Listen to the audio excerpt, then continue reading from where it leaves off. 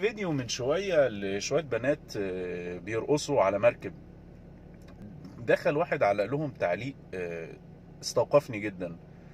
قال لهم ايه: كلما ظهر لحم النساء غلي لحم الضان، وكلما قل ماء الحياء قل ماء السماء. ده حقيقي فعلا، الكلمتين دول استوقفوني جدا جدا جدا. انا هسيب لكم الفيديو بعد الكلمتين اللي انا قلتهم دولت عشان تعرفوا ان الراجل ده كان بيقول الحق، وتعرفوا ان انا اول مرة يعني اسمع كلمتين زي دول. كلما رخص لحم النساء غلي لحم الضان، وكلما قل ماء الحياء قلت ماء السماء.